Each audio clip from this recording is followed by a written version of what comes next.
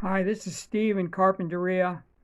I've previously mentioned why I don't vote because I don't agree with allowing other people to represent or speak for me.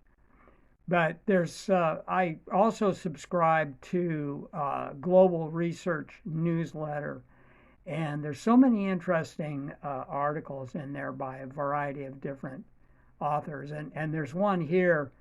I'll just read the highlights. It's Global Research, October 15, 2020, written by John W Whitehead.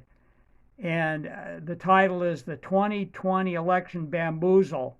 We are all victims of the deep state's con game. And I agree with most everything he's so well written in here.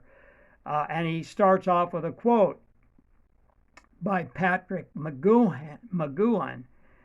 Uh, We're run by the Pentagon. We're run by Madison Avenue.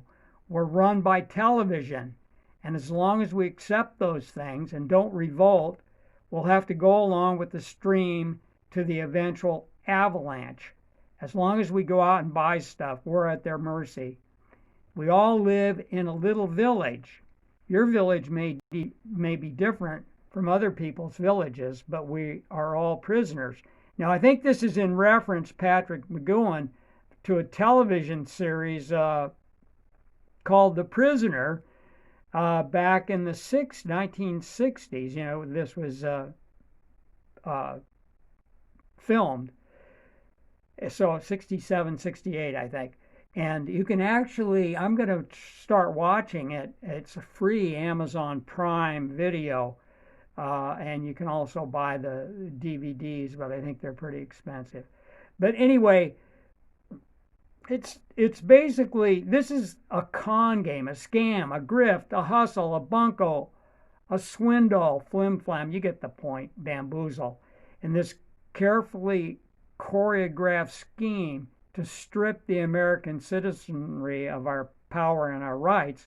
We, the people, are nothing more than marks, suckers, stooges, mugs, rubes, or gulls. And then he goes on, we are victims of the deep state confidence game. Every confidence game has 6 essential stages. The foundation to lay, that's number 1, the foundation to lay the groundwork for the illusion. The approach whereby the victim is contacted. 3, the build-up to make the victim feel like they've got a vested interest in the outcome. 4, the corroboration, aided by third-party conspirators to legitimize that the scammers are in fact on the up and up. 5 is the payoff, in which the victim gets to experience some small early wins. And 6, the final one, is the hurrah, a sudden manufactured crisis or change of events that creates a sense of urgency. And then in this particular con game, every candidate dangled before us as some sort of political savior, including Donald Trump and Joe Biden, is part of the long-running elaborate scam intended to persuade us that despite all appearances to the contrary, we live in a constitutional republic. In this way, the voters are the dupes, the candidates are the shills, and as usual, it's the deep state rigging the outcome. I will skip down, and I urge you to subscribe or find this on somewhere on YouTube or someplace. It's out there. Well, maybe I'll end it now, but this is just more of why I don't bother to vote, because I refuse to be a mark, you know.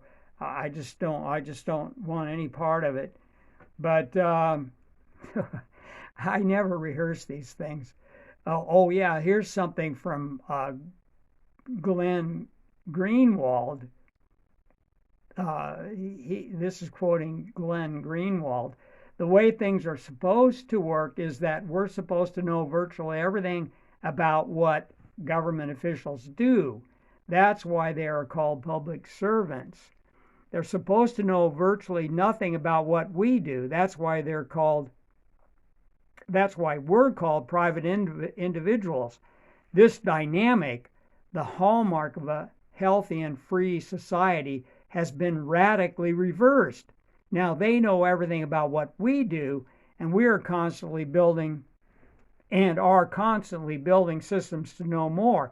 Meanwhile, we know less and less about what they do as they build walls of secrecy behind which they function.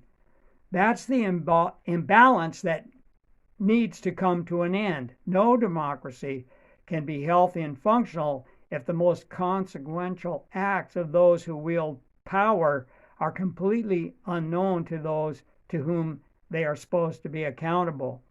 And aren't you tired? I'm not quoting from this, but all these investigations that go on, it's Hillary, it's Trump, there's all these endless investigations. And I've noticed, my friends on the left or the right, doesn't matter, when something is dangled out there like, oh, we got him now, some long investigation will take place, and nothing ever happens. I think the William Barr did an investigation on the what was it, unmasking, and all the money gets spent, all this time goes by, and nothing happens. Everything, and of course the same thing happened to Trump. I do think there was a lot of horrible things went on. The FBI, the State Department.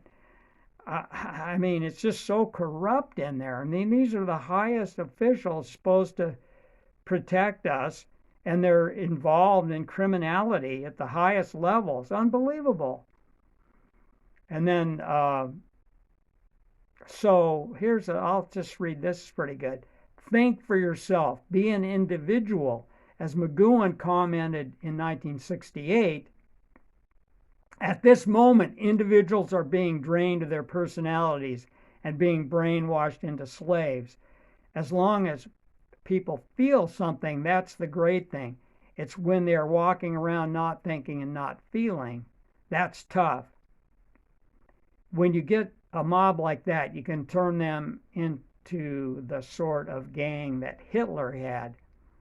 And then not quoting McGowan, but the author, you want to be free, remove the blindfold that blinds you to the deep state's con game. Stop doping yourself with government propaganda and break free of the political chokehold that has got you marching in lockstep with tyrants and dictators.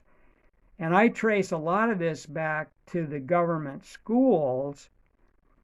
And I went to them and I thought, you're just a kid, and your parents are sending you there. Why wouldn't you think that they're acting in your best interest? And your parents are. It's just so many generations of this going on. It's just acceptable.